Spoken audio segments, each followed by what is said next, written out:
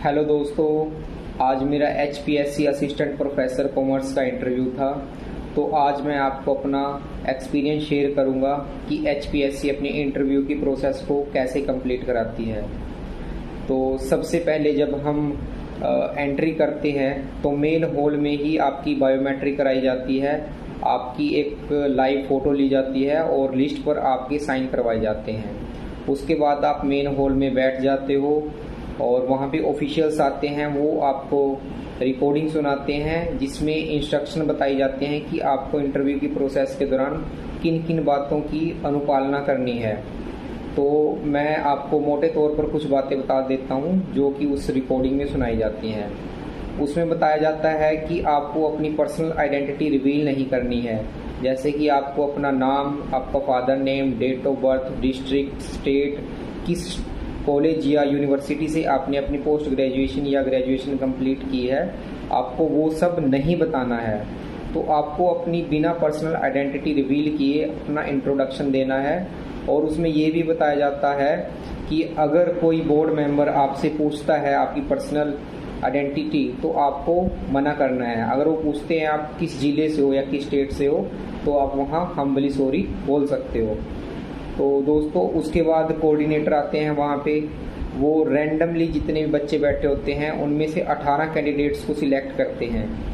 तो उसके बाद जो कोऑर्डिनेटर हैं वो लिफ्ट के माध्यम से आपको सेकंड फ्लोर पर लेकर जाएंगे। सेकंड फ्लोर पर सिर्फ 18 चेयर्स लगी होती हैं और वहाँ पर एक स्क्रीन लगी होती है जिसमें आपके रोल नंबर शो करेंगे। उसके बाद जब हम सेकंड फ्लोर पर जाते हैं दोस्तों, वहाँ पे चाय की, कॉफ़ी की और पानी की व्यवस्था होती है। और अगर किसी को अपने कुछ भी ड्रेस वगैरह ठीक करनी हो तो वहाँ पे वॉशरूम वगैरह और सब कुछ फैसिलिटी अवेलेबल है। उसके बाद दोस्तों कोऑर्डिनेटर आपसे बात करेंगे, वो आपको बिल्कुल आपके कंफर्टेबल फील कराने की कोशिश करते हैं और वो अच्छे से बात करते हैं और जो भी आपकी क्वेरीज हैं उनको वो क्वेश्चन उनका आंसर करते हैं वो। उसके बाद वो आपको एक लिस्ट देंगे जिसमें आपके रोल नंबर्स लिखे होते हैं। उन रोल नंबर पर आपको अपने रोल नंबर के सामने सर्कल करना होता है। फिर वो लिस्ट अंदर कंट्रोल रूम में जाती है। कंट्रोल रूम में वो लिस्ट जाने के बाद आपकी जो सामने स्क्रीन लगी होती है सेकंड फ्लोर पर, उस पर 3-3 करके रोल नंबर रिफ्लेक्ट करते हैं। तो मैं अपना एक्सपीरियंस बताता हूँ कि आगे की क्या प्रोसेस रही है। तो सबसे पहले रोल नंबर रिफ्लेक्ट किए तो उन 3 रोल नंबर में मेरा नाम नहीं था। तो जब सेकंड टर्न आई, दूसरी बारी में मेरा रोल नंबर आया तो मुझे अंदर बुलाया गया। मेरे साथ 2 कैंडिडेट और थे, क्योंकि मैंने बताया कि 3-3 रोल नंबर रिफ्लेक्ट करते हैं शीट पर, तो 3 लोगों को एक साथ अंदर कंट्रोल रूम में जाना होता है। उसके बाद दोस्तों वो हम 3 लोगों से पूछेंगे कि आपको अपना कोड सिलेक्ट करना है। वहाँ कोड क्या होता है, एक जैसे हम आई कार्ड डालते हैं कॉलेज में, उस टाइप का एक कोड होता है। तो वो कोड नंबर आपको नहीं पता होता, जब आप उनको फ्लिप करते हैं तभी आपको आपके कोड नंबर का पता चलता है। तो पूरी प्रोसेस दोस्तों ये बिल्कुल रैंडम सिलेक्शन प्रोबेबिलिटी के ऊपर डिपेंड करती है।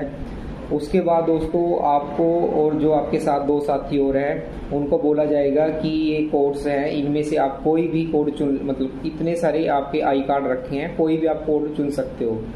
तो उसमें बिल्कुल रैंडम सिलेक्शन है। जैसे कि मैंने अपना कोड चुना, मुझे अपना फ़िलहाल मैं आपको बता नहीं सकता कि मुझे क्या कोड मिला है। वो कोड न्यूमेरिकल वैल्यू में होता है, 1 से लेके 500 तक की वैल्यू में होता है वो। तो वो कोड मिलता है दोस्तों। उसके बाद आपको बोला जाता है, जो 3 के 3 कैंडिडेट हैं, कि आप अपना बोर्ड सिलेक्ट कीजिए। वहाँ पे 3 बॉक्स रखे होते हैं और 3 बॉक्सों में पर्चियाँ रखी होती है। तो वो उस जो बॉक्स होता है उसको घुमाते हैं, ऐसे सर्कल करते हैं। उसके बाद बोलते हैं कि आप तीनों में से कोई भी एक अपनी एक पर्ची निकाल लो।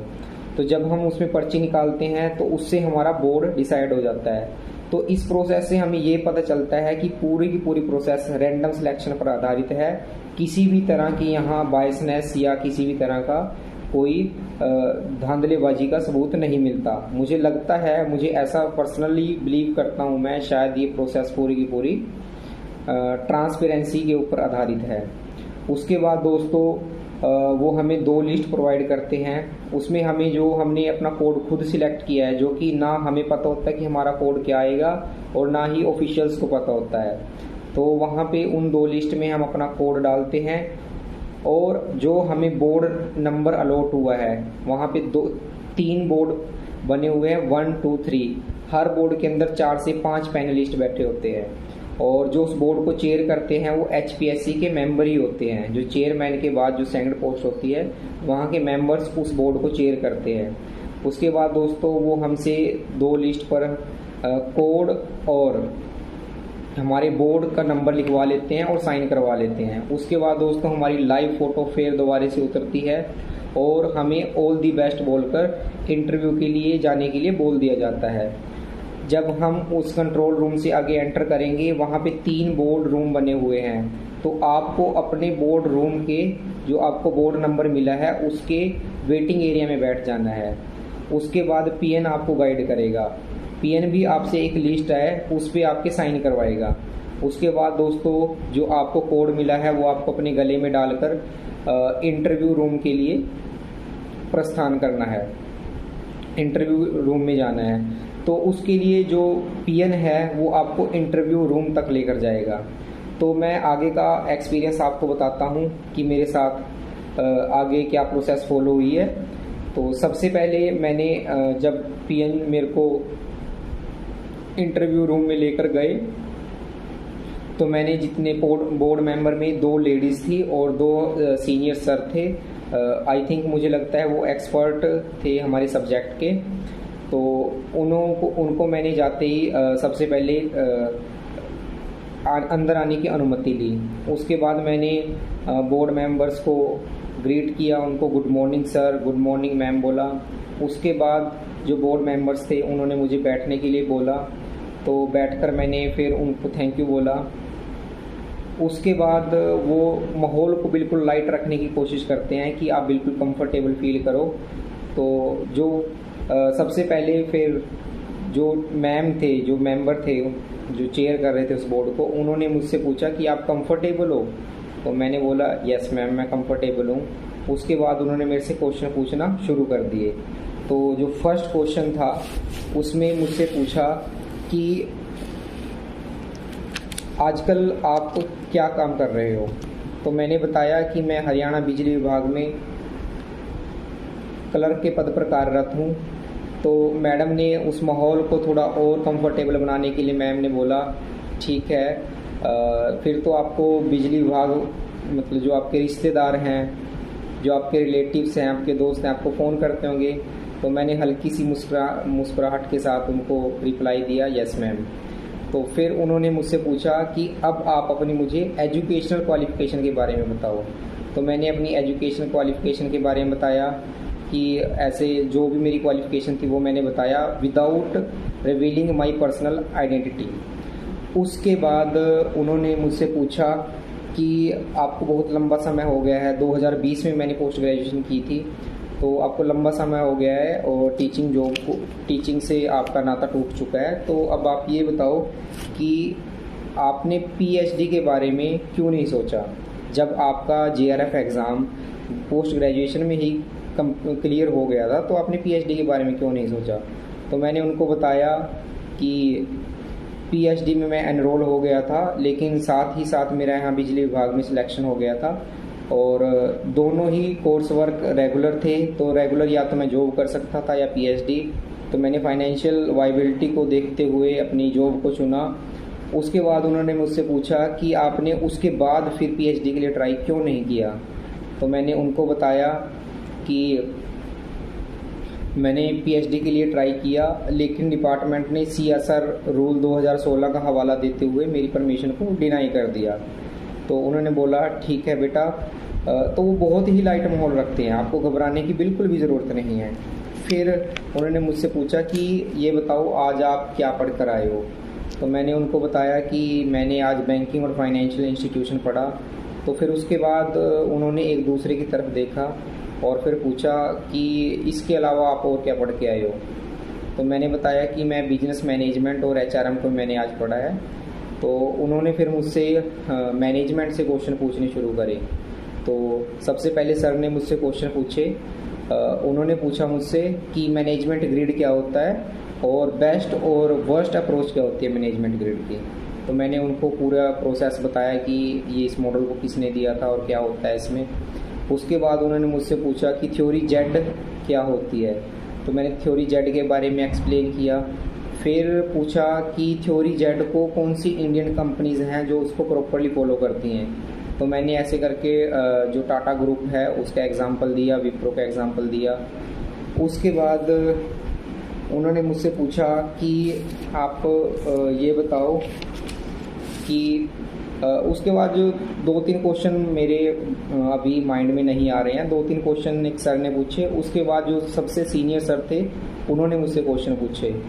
तो उन्होंने मुझसे पूछा कि आप ये बताओ कि पर्सनल मैनेजमेंट और एचआरएम में क्या कोर डिफरेंस होता है, तो मैंने उनको वो एक्सप्लेन किया। फिर उन्होंने पूछा एचआरएम और एचआरडी में क्या डिफरेंस होता है ह्यूमन रिसोर्स डेवलपमेंट में, तो फिर मैंने वो बताया उनको। फिर उन्होंने पूछा कि EHRM क्या होता है। फिर उन्होंने पूछा कि ऐसी 3 कंपनीज़ के नाम बताओ जो EHRM को प्रॉपरली फुल फ्लैज प्रैक्टिस करती हैं। तो मुझे इस क्वेश्चन का आंसर नहीं पता था, तो यहाँ मैंने हम्बली सॉरी बोला। और फिर सर ने मुझे पूछा कि 360 परफॉर्मेंस अप्रेजल क्या होता है, फिर मैंने वो एक्सप्लेन किया। फिर मुझसे पूछा कि 720 परफॉर्मेंस अप्रेजल क्या होता है, मैंने उसे एक्सप्लेन किया। उसके बाद शायद मेरे माइंड में अभी आ नहीं रहे, 1-2 क्वेश्चन शायद और पूछा मुझसे। उसके बाद जो लास्ट में एक मैम थे, सीनियर मैम थे, वो भी उनने मुझसे क्वेश्चन पूछा जो कि मैंने शुरू में बताया था कि मेरी बैंकिंग और फाइनेंशियल इंस्टीट्यूशन पढ़ के आया हूँ। तो मैम ने मुझसे क्वेश्चन पूछा कि कैपिटल एडिक्वेसी रेशो क्या होती है, तो मैंने कैपिटल एडिक्वेसी रेशो के बारे में बताया, बेसल नॉर्म्स के बारे में बताया। और फिर उन्होंने मुझे पूछा कि CRAR क्या होता है, उसका फॉर्मूला बताओ। तो मुझे फॉर्मूला पता था, लेकिन वहाँ का थोड़ा प्रेशर ऐसा होता है तो मैं वो फॉर्मूला नहीं बता पाया, तो मैंने वहाँ पे सॉरी बोल दिया। उसके बाद शायद 1-2 क्वेश्चन और मैम ने मुझसे पूछा, और लास्ट का क्वेश्चन जो मुझे ध्यान आ रहा है, मैम ने मुझसे पूछा कि NBFC क्या होता है और किन्हीं 3 NBFC के नाम बताओ। तो मैंने वो NBFC के नाम बता दिए। तो उसके बाद मैम ने बोला कि आपका इंटरव्यू समाप्त हो चुका है, अब आप जा सकते हैं, थैंक यू। तो उसके बाद फिर मैंने जो सभी बोर्ड मेंबर थे उनको थैंक यू बोला, और फिर मेरा इंटरव्यू कंप्लीट हो गया। बोर्ड के रूम के इंटरव्यू रूम के बाहर आते ही जो PN थे उन्होंने जो हमें वो कार्ड पहनाया हुआ था जिसमें हमारा कोड नंबर लिखा होता है, वो उसको वहीं पे रख लेते हैं और दूसरे एरिया से एग्ज़िट करने के लिए बोलते हैं। हमारी एंट्री हुई थी लिफ्ट के माध्यम से 2nd फ्लोर पे, और फिर हम सीढ़ियों से नीचे उतरते हैं, वो हमारे एग्ज़िट का रास्ता है। तो दोस्तों, कुल मिलाकर मैं आपको बताऊंगा कि जो HPSC में है इंटरव्यू की जो व्यवस्था है, जो सिस्टम है, वो बिल्कुल प्रॉपर ट्रांसपेरेंसी के साथ काम कर रहे हैं, पूरी निष्पक्षता के साथ काम कर रहे हैं, और आपको घबराने की बिल्कुल भी ज़रूरत नहीं है। बिल्कुल ही कंफर्टेबल फील कराते हैं, बहुत ही अच्छा माहौल है वहाँ का। जो बोर्ड मेंबर है बहुत ही कोऑपरेटिव हैं, बहुत ही प्यारे तरीके से बात करते हैं। तो मैं आपको यही बोलूँगा कि आप बिल्कुल टेंशन फ्री होके अपना इंटरव्यू दें। और इंस्ट्रक्शंस में ये बात भी बताई जाती है हमें कि ज़रूरी नहीं है आपको हर क्वेश्चन आए, तो सॉरी बोलना भी अपने आप में एक कला है, और सॉरी बोलने के आपके कोई मार्क्स नहीं काटे जाते। तो आप जिस क्वेश्चन में अटकते हो, आपको नहीं आता, तो आप वहाँ पे हम्बली सॉरी बोल सकते हो। तो दोस्तों, मैं आपको लास्ट में इतना ही कहूँगा कि आपको अपना इंटरव्यू बड़े आराम से, बिल्कुल शांत दिमाग से, पूरे कॉन्फिडेंस के साथ दो, और पूरी प्रोसेस बिल्कुल निष्पक्ष और पारदर्शी है। जो आपका सिलेक्शन होगा वो आपकी मेहनत के आधार पर होगा। किसी भी तरह की भ्रामक जानकारी से आप बचिए और अपने इंटरव्यू को बड़े ध्यान से देना, पूरी ईमानदारी और पूरे कॉन्फिडेंस के साथ। तो ठीक है दोस्तों, thank you, all the best, thank you so much.